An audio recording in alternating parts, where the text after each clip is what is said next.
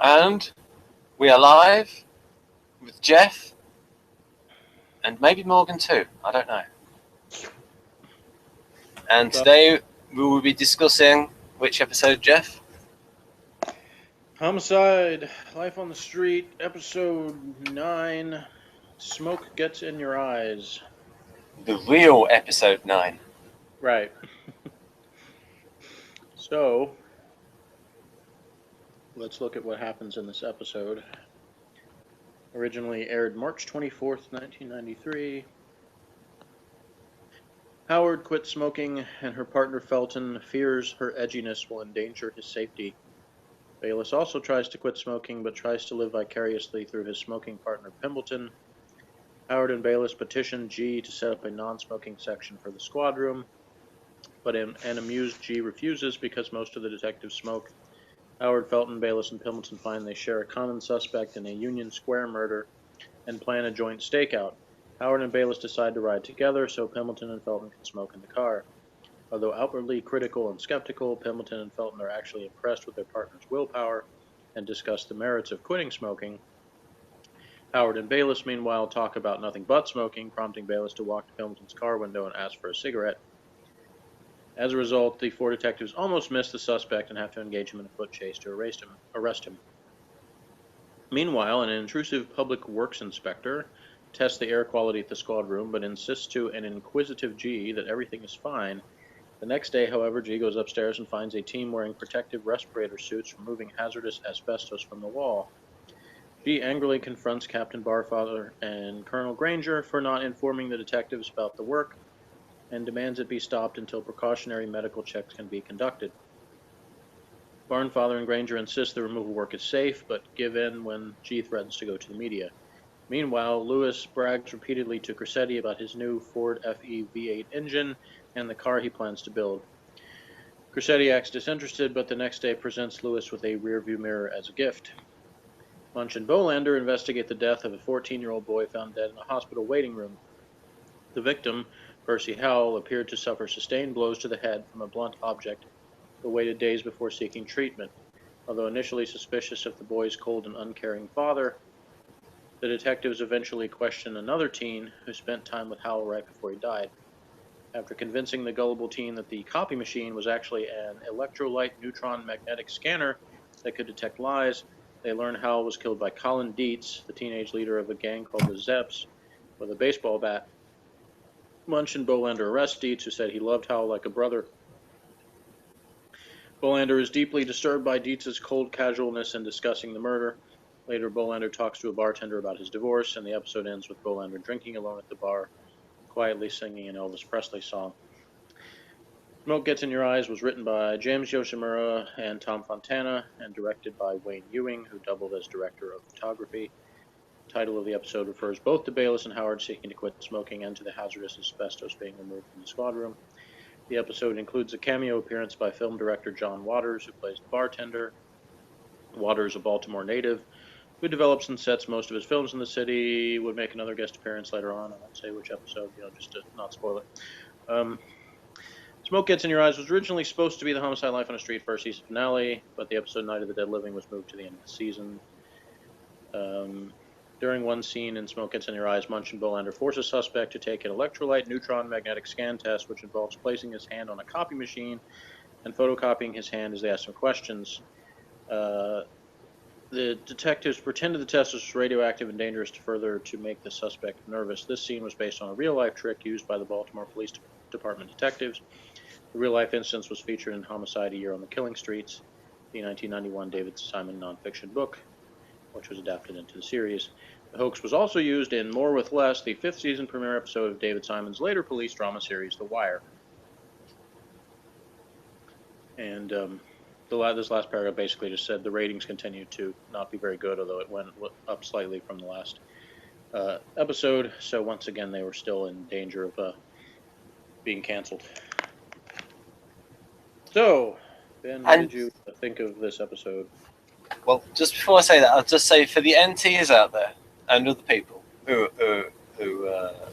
with the copy machine, what they did is because they had they inserted pieces of paper with true and false already on them, and they knew what questions they were going to ask and what the answers were going to be, therefore giving the impression to the gullible youth that the machine worked.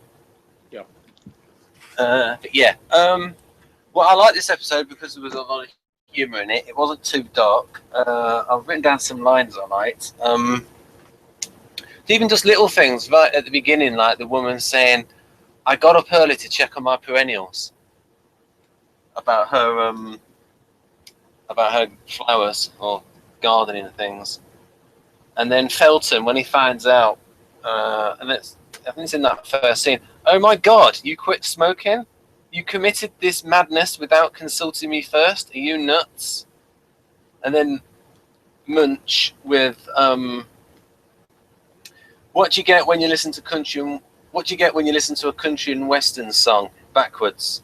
And the copper says, "What?" And he says, "You get your wife back, your job back, and your dog back." Yeah. The bit I like about that. Richard Belzer did not write that joke. No. Who wrote that joke then? I don't know. It's a very old joke. Right. Several decades old. Yeah. I like the bit where it says, "And your dog back." Yeah. Right, and then they were talking about, when then Munch and Bolander were talking about Bolander liking Elvis, and then Munch says, "The king has left the planet." I like that bit. Not just the building, the planet. And then G goes into like super SJ mode, where he talks about every day for 12 years. Was it John? Is it Jim Simpler? Was there? Sinter. Yeah, remember he was in the episode where they had the retirement party for him? Ah, right. He was the night shift commander. And then he just comes out and makes it super SJ blunt. "I don't like change." Yeah. Yeah, I was going to say we had a couple of moments like that because in addition to "Geez, I don't like change," we had Bolander say, "Murder ain't what it used to be." But then you have a scene where Howie out SPs Pemberton. Yep. When she's spoofing him about her lover's length. Yep, goes into way more detail than he wanted to hear.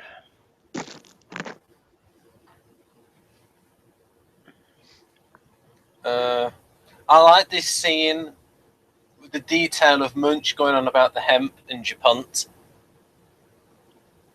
You know, that little bit of I don't know if it's true or a conspiracy theory, but I found it interesting. Mm-hmm. I like that. And the recurring battle between him and the Silva, the narcotics cop. Ah, yes. What I did is I took two grabs, only two grabs, and both of them had to do with the electrolyte neutron magnetic test machine, and I'm decided, and it's a choice of one of these two, which will be the thumbnail for this review. And I couldn't figure out at first what you had used as the thumbnail for the last episode, and I finally figured out. I was like, I should have known. You were so obsessed with that portable TV that's what you would put as the thumbnail.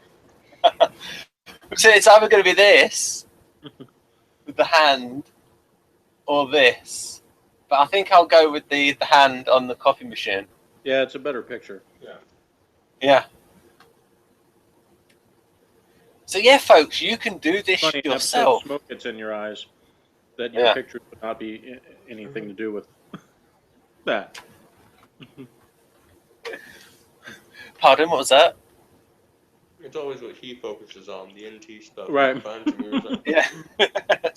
I said in the episode, smoke gets in your eyes, all the different things about smoke, and you choose to focus on the only plot line that didn't involve smoke in any way. Like the very beginning scene where she's surrounded by people smoking. Yeah. Yeah, I choose to focus on the bit that I find most interesting or funniest.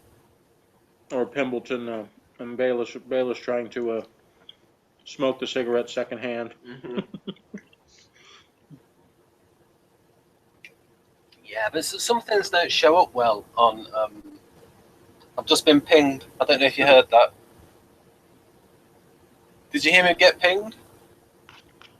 No, Did you hear? That's I don't need to hear about it. Well, You don't need to go into Howard-like detail. Okay, no, I'm not going to say about that. Okay, fair enough. Right, so yeah, folks, you could, anyone out there who has children, you could do the electrolyte neutron magnetic test scanner trick on them. I would fall for that crap. Unless you have smart children. Well, it depends how old. I mean, it's like 8 or 7 or 6. And not that many people have a. It's possible. There'd be some ENTPs out there who would want to do it. Some wannabe munches. I like this bit from Felton when they were talking about quitting. I also liked, as well as the humour in that scene, I like the thing about, and I think there's a long-running theme in detective series in America that goes right back, is that there's a reason why they smoke, and that's the stress of it all. That goes Yeah, I mean, it's right kind of back. like Yeah, it's drinking, smoking, yeah, other related habits, just whatever the vice is. It's Yeah. like your attempt to escape from the drudgery. yeah. And then that was all established in like the 1930s type, all part of the genre, wasn't it? And Homicide was trying to, like we talked about before, trying to make it as accurate as possible about the Baltimore homicide unit. So apparently most of them did smoke, so it was accurate. I'd be curious to know how that's changed since then, considering all the cities that have banned smoking inside buildings. I don't know for sure that Baltimore has done that, but it certainly wouldn't surprise me as widespread as it is. So if the current homicide unit in Baltimore, anybody that smokes may have to go outside to do it. Yeah, what they'd probably do is they'd probably even like set up quite an elaborate outdoor area for them. Yeah. Especially if some SPs involved. They think, well, okay, well, if we're going to do this, they'll set it up. And lots of places do that now. Tables have turned in terms of acting like it was too much hassle to have a non-smoking section. It could almost be the opposite now, where the smaller group of smoking detectives would ask for a smoking section. They might even pay for it themselves. Right, anyhow. No. Oh, yeah, so I like the bit from Felton. When he talks about when Pemberton says he wants to quit for 3 months, and then Felton said 8 months, and then he clarified, over the years I've quit smoking for 10 times for a total of 8 months. Yeah. And that I've used that type of thing before, not for smoking, but when I one job I was at where I had I started in, I guess, late in the year, 1 year. Then I worked the whole next year, and then it was like January of the year after that. So I said I'd been working there for 3 years because I had worked time in 3 calendar years. The person I was talking to was like, no, you haven't been there 3 years. It's like, it's true in a sense. Barely over 1 year. I'm like, no, I've worked here 3 years. Let me explain this to you.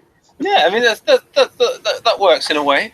If you're an actor and you're in one episode of Homicide in season 1, and then you're in one episode in season 2, you can say I was on there for 2 years.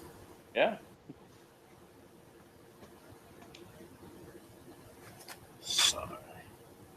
So have you got any information about how well it was received by the media, or did it not? Yeah, that particular episode summary there didn't have any like critical reviews of this one specifically, but because it would have been the last one to go out, wouldn't it? What's that? It would have been the last one broadcast, wouldn't it? I think. Well, it was actually sorry, the mix-up. Yeah, the mix-up. Yeah. Second to last broadcast of the season 1, because they moved Night of the Dead Living to at the end. This Yeah, they said part of it was, in addition to not wanting Night of the Dead Living to air as early because they were worried it was too slow and dark and stuff, but they actually thought the ending of it was better to end the season with, because the end of that episode had them out on the roof getting sprayed by G and everybody's laughing and having a good time, whereas the end of this episode features a kind of depressing ending with Bolander at the bar by himself singing. So they also thought it was better to end the season on a happier note. right, but I think people should know though that any show that's got like Homicide in the title is it going to be a barrel of laughs? And Yeah, you would think so, but again, we're talking about network TV people here, and that we're like, yeah, we want to do this. We definitely think we got this great new show. It's not like all the other cop shows, and then every single week it's talking to the producers about how they can make it like more like all the other cop shows, because the other cop shows were successful, so they got better ratings. I think because they put the humor in, it enables them to go darker at times. Yeah. Because they've earned it. You'll see plenty more examples of that as the show goes on.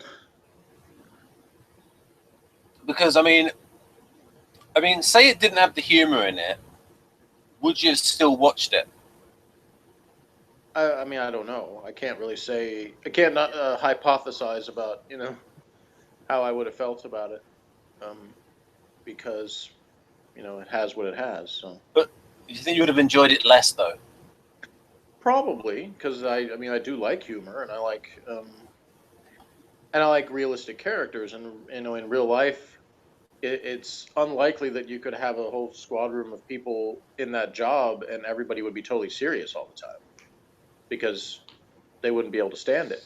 It's like when that one guy's talking about how Felton is, just laughing off his wife's murder. Oh yeah, he hadn't seen that one yet, so. Yeah, but yeah, there's an example. Yeah. Of, We're right. There's an upcoming episode that does a really good job of kind of contrasting that, because the kind of desensitizing that the detectives are to the solving murders every day. Yeah. If he had to stop and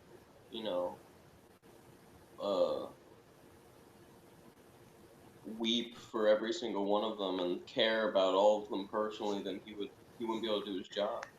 Right, and like I said before from the beginning, Bayless in a way sort of represents kind of the audience. Not everybody obviously is like him personality-wise, but there's a great deal of people that would, just because they're not in that life and they don't have to deal with that on a daily basis. So his kind of being more horrified by some of the crime and stuff he sees kind of represents that, typically most people would obviously react a lot stronger. So he's not yet the jaded homicide detective that has seen all the death.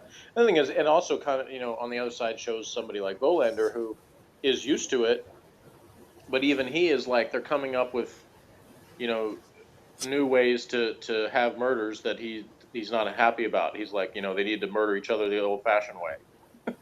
So you have even the hardened cop that's been there forever still has his moments of being like, hey, wait, this is not how it's supposed to be. Yeah, baseball bats are for baseballs. Right. Not heads. Interestingly enough, do you think the Bayless character appeals to the SJ audience?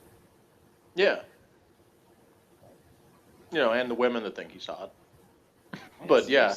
But yeah, SJ audience, like I said, because the majority of the audience for most TV shows is going to be SJs. So there's a few exceptions to that, because there are certain shows that are niche enough that there's, another group that's more into them. Like there's some shows that are more NF-y, like we talked about before, that you're going to have a larger audience of that. But in general, almost all shows you're going to have a majority SJ audience, because that's just who more of the people are. So that's why a lot of shows are made to appeal to them that way. Straight to the face.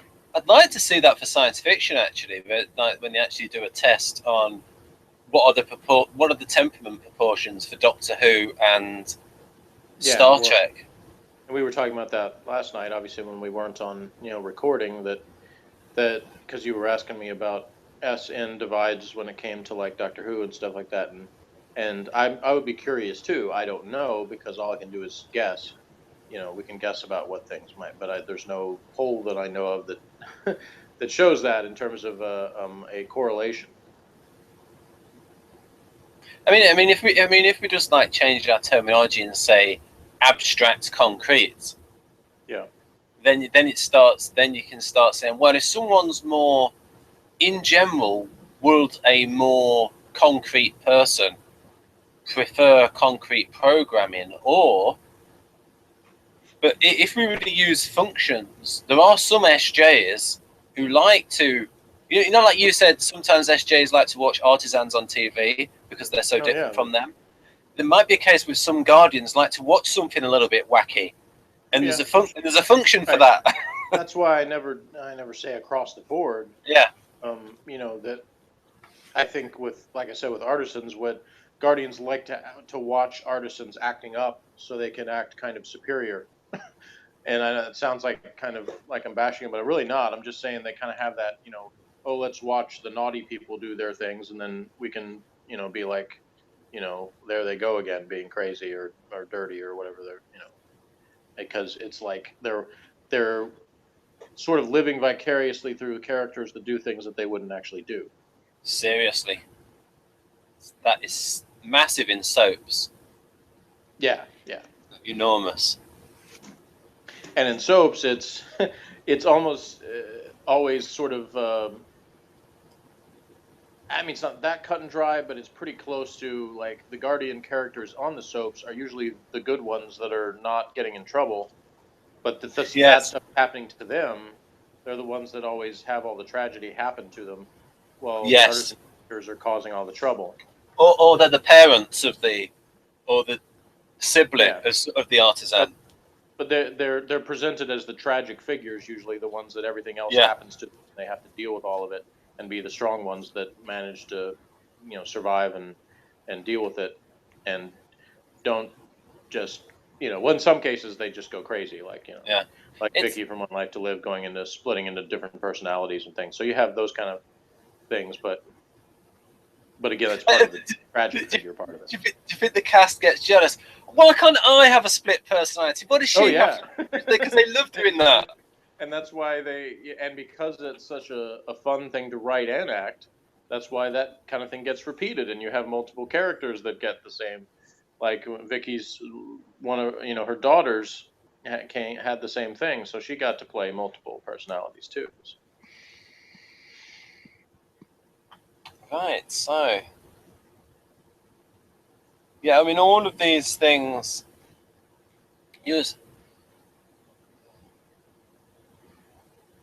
it's like we can talk about that next, but audiences, I don't know what to say. Pretty much covered it.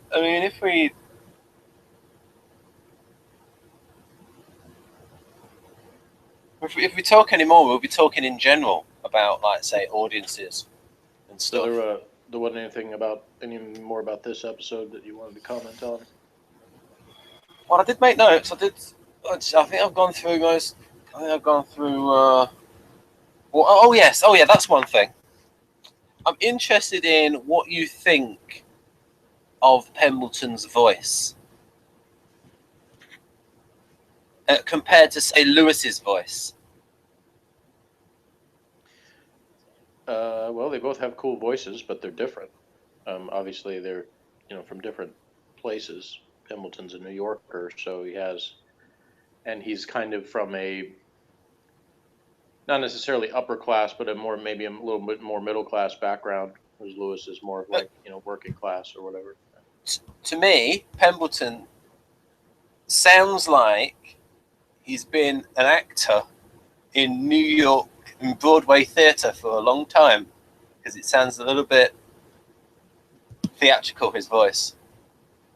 Well, I don't think he has to have been an actor to just have the kind of personality where he does he does try to be kind of theatrical. It's kind of natural to him. It's just the And way he talks. The way that's it why, sounds a bit. That's why he likes the box best out of the place he gets to be, because he kind of does get to act in that situation. It's just the way he sounds. He sounds like an American theatre actor.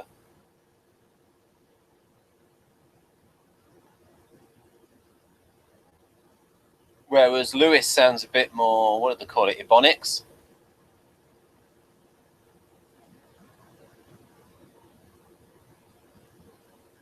Anyway, they both have cool voices for different. Yeah, I was just wondering, if we talk about real life, did Andre Braugher, if that's his name, did he have a background in theatre? I think somewhat. I don't remember exactly how much, but yeah, I believe so. Yeah. I Right. would say that from since I've heard both of them not on Homicide, I can say that Andre Braugher's voice as Pimbleton is closer to his real voice than Clark Johnson's is as Lewis. Clark Johnson doesn't sound as you put it, Ebonics, as Lewis does. So.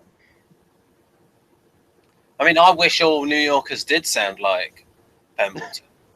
Well, obviously they don't, and there's a lot of different New York accents. Oh yeah, a lot of different backgrounds and all that, and kind of like we were discussing again, not on recording, when you were talking about different sort of regional pronunciations of things and stuff like that. That's definitely the case and there too. And we already had the episode where the Araber was talking about Pembleton in a disparaging way from you're one of those New York 500s, he called them. Yeah, that was good. Yeah. Even within New York, you would have some people that might refer to him that way, because you'd have people, like especially black people, that came from parts of New York or lower lower income parts of New York, that would look at Pembleton the same way that the Araber did, even though they were also New Yorkers. It wasn't about the city; it was about the class. Yeah. And of course, being British, we're very more class sensitive. And of course, Pembleton will have instances where he uses that, where he appeals more to, say, the working class people, to and uses that in effective ways, like the scene that I first showed you from Homicide. So he is well aware of some of those things and can sometimes use them to his advantage.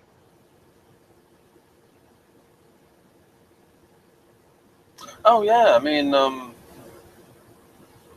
there's some black people in England who can go Jamaican and just choose to decide to talk Jamaican if their parents are Jamaican, and like change the way they talk. And look at how Obama does it. When he's talking in front of a black audience, he'll change the way he talks. Yeah, I've seen several people do that. Like Chris Rock does that too. You can tell, who he's in front of from how he's talking. But in terms of like a New York accent, an odd combination is if you ever look at Richard Feynman, and one of the other physicists says that he sounded like a bum the way he talked. It's just amazing listening to him. And I think he grew up in Queens, Richard Feynman, and he's been typed as ENTP. But yeah, I think on Homicide, I like pretty much all of the characters' voices for different reasons. They all, like, it's part of the whole thing about them just seeming very believable as their characters. Yeah. None of them have the exact same accent. Even the ones that are supposed to be Baltimore natives, they all kind of reflect different things within that. Right. So, if it was a radio drama, it would be really cool as well. Yeah, and some of them might be more authentic than others. I don't know, because I don't remember off the top of my head if any of the cast was actually from Baltimore or not. But I know that Melissa Leo, who played Howard, if she's not from there, then she's really good at imitating the sound of, I guess, is West Baltimore, because you'll see the episodes come where she goes and you meet her family, but people that saw the show that were from there commented that she sounded exactly like somebody from there. So if she wasn't from there, then she did a really good job studying what that accent sounds like and imitated it perfectly. And in fact, what I've said about the acting on the show, coming to think of it, all of their voices are nice voices. They're all nice voices. Yeah. Especially like G's voice. Yeah, I mean he's got an interesting mix of stuff in his voice too, and you know they play that up in terms of the cultural combination, you know, of having both Italian and African heritage and how that comes together. Was that actor a theatre actor?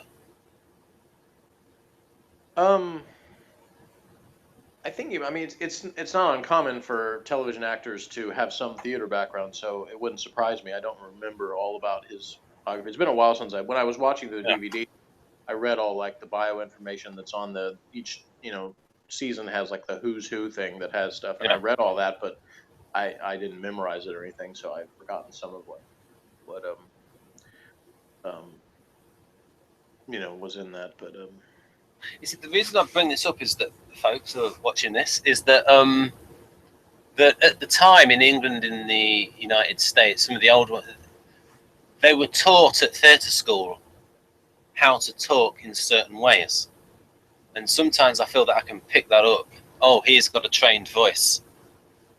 Yeah, that's more in. Well, I think to an extent, most of them would have some kind of training of the voice, even if they weren't necessarily in theater, which a lot of them were. They probably had some, in college or whatever, they had some kind of experience with doing that, even if it wasn't professional. But the one exception might be Richard Belzer, who plays Munch, because he's still pretty much playing himself. He was a stand-up comedian rather than an actor. So, I never noticed that in the first episode, because the way I watched the first episode, folks, was I'd like downloaded it off YouTube and it was in a small square. And then Jeff mentioned his acting, and then when I saw it big, and I thought, yes, that's right. It's pretty much just playing himself at the moment. And then you said he gets better at acting as he goes along. Yeah, because I think he got he got a firm hold on the character, and once he did that, then he could establish it Munch as a different person than Belzer. He wasn't just kind of Belzer just reading some lines. He got firmly established his character. Well, also, and if you've been playing that character for about 5 years, you become, because you're doing that so much, and you're sort of leaving your life as a stand-up comedian behind a little bit. Yeah, I don't know how much. I know he continued to do stand-up to a certain extent while he was on Homicide, but I don't know how much. Not the schedule he used to have, obviously, when you're full comedian and your whole life is on the road going to different cities. I have a question. Do they have on the DVDs? Is there like a little bit of Richard Belzer doing stand-up?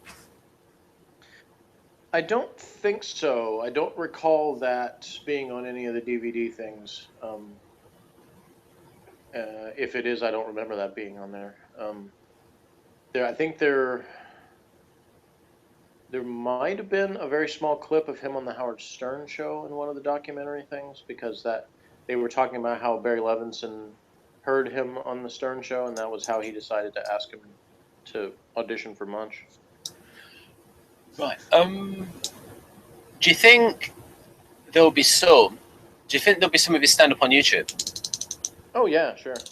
Right. So that's what we can look at that, folks, and then we can judge for ourselves. Yeah, I remember watching him on Evening at the Improv quite a long time ago. So he did this joke where he's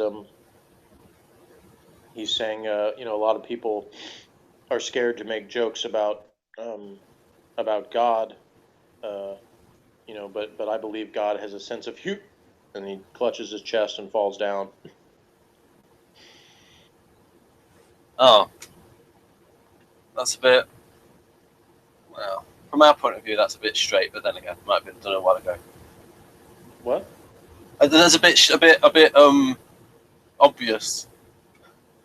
Well, yeah, but it's still funny. Well, fair enough. It's all in the delivery and the time. Yeah. I mean, if the audience laughs, they can't argue with that.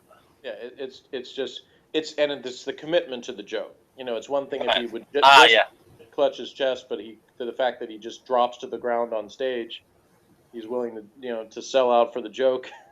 Oh yeah, that's what a lot of people don't understand. It's not just the line; it's how the line is said. And certain people just have that gift of just turning something that even just Like, tiny bit funny, and they can make it so funny.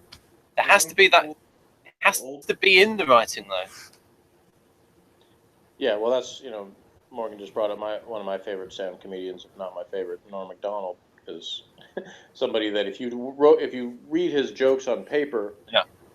you might not laugh that much, but it's all in the way he delivers it. Yeah. That makes it funny as it is.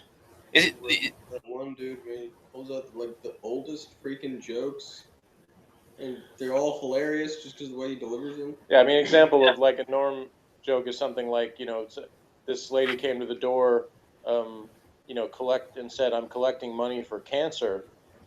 And I said, "No, I'm not going to give you any money. I'm against cancer."